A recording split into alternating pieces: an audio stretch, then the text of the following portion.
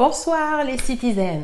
Alors ce soir, je me présente juste parce que je vais passer le flambeau tout à l'heure à Oumar Coulibaly qui nous a fait une vidéo pour venir renchérir les informations théoriques que je vous avais données sur les impôts dans une première vidéo. Donc je tiens juste à vous préciser que Oumar Coulibaly a un blog qui s'appelle Fiscal Afrique dont j'ai mis le lien. Allez-y dessus, c'est très intéressant. Donc je le laisse se présenter et nous parler des impôts en détail pour répondre à la question d'une de nos abonnées qui s'appelle Antoinette Chédiac. Au revoir.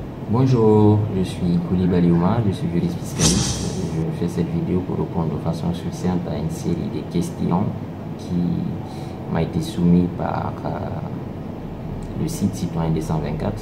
Alors, première question, comment se fait le prélèvement d'impôts sur le revenu et les sociétés?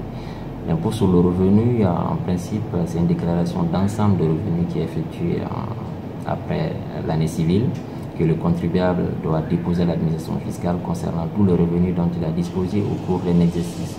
Ces revenus peuvent être notamment des traitements et salaires, des revenus de capitaux mobiliers.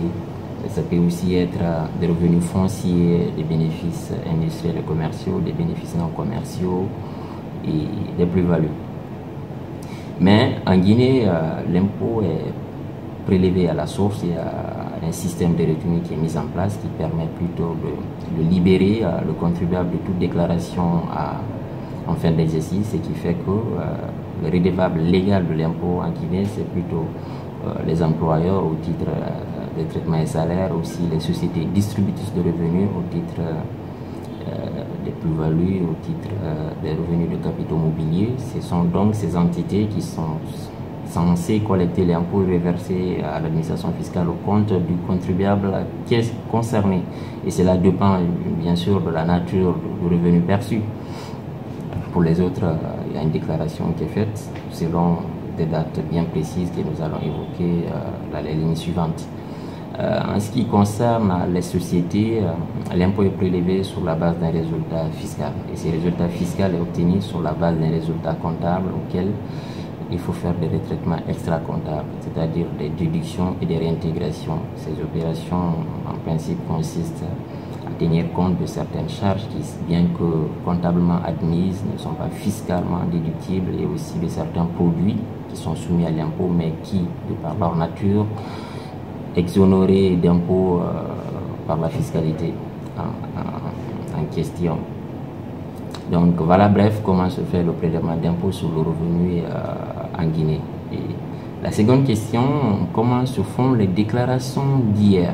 Donc on va coupler alors cette question avec la question numéro 5 qui demande quelles sont les dates de déclaration.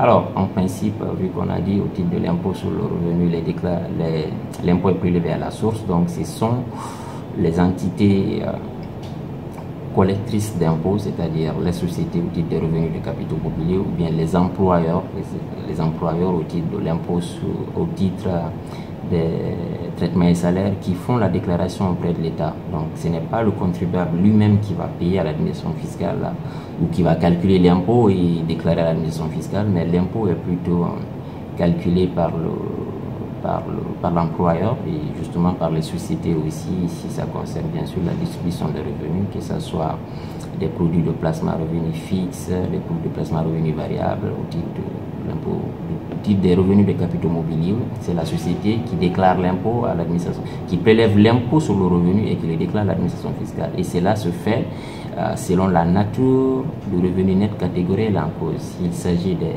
traitements et salaires, l'impôt est déclaré au plus tard le 15 du mois suivant. Il en est de même pour ce qui concerne les revenus de capitaux mobiliers. Pour ce qui concerne l'impôt sur les sociétés, la déclaration est faite au plus tard le 30 avril de chaque année. Et cela concerne l'exercice N-1, c'est-à-dire après dépôt des états financiers de synthèse. L'administration fiscale reviendra alors pour vérifier effectivement est-ce que les déclarations du contribuable sont exactes, est-ce que ça correspond effectivement au revenu encaissé ou pas, d'où le contrôle fiscal. Alors la troisième question, que dit la loi sur le foyer fiscal? Alors, en principe, chaque contribuable doit faire une déclaration d'ensemble de son revenu, l'ensemble de revenus dont il a perçu au titre d'un exercice. Et normalement, s'il est célibataire, en fait, il doit déclarer l'ensemble de ses revenus qu'il a perçus avec les revenus qui sont perçus effectivement par les enfants qui sont à sa charge, qu'ils soient des mineurs ou des enfants infirmes. Mais la loi donne la possibilité à une famille ou à un contribuable de déclarer l'impôt sur la base du revenu familial, du revenu global, du revenu perçu par chaque membre de famille, madame, monsieur et tous les enfants. Mais cette question n'est pas très pertinente en Guinée parce que l'impôt est prélevé à la source et du coup, il n'y a pas de déclaration de revenu global à faire où ça aurait été un peu bien plus intéressant pour le contribuable, même si il y a des abattements qui sont prévus par rapport à ce foyer fiscal, mais qui sont insignifiantes parce que la loi prévoit juste 30 000 francs. C'est pour vous montrer encore le caractère inerte des dispositions relatives à l'impôt sur le revenu global, ou plutôt la déclaration de revenu global. Ça, c'est des dispositions qui datent de très longtemps, qui n'ont pas fait l'objet de révision. Donc, vous voyez, 30 000, ça équivaut environ à 3 euros. Donc, ça date de très longtemps. On n'a pas tenu compte des réalités de l'évolution de la société.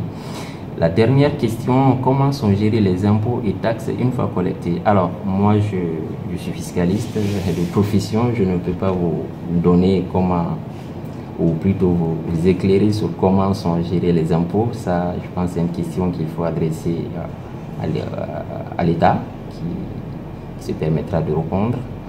Alors, je vous remercie et à très bientôt. Merci.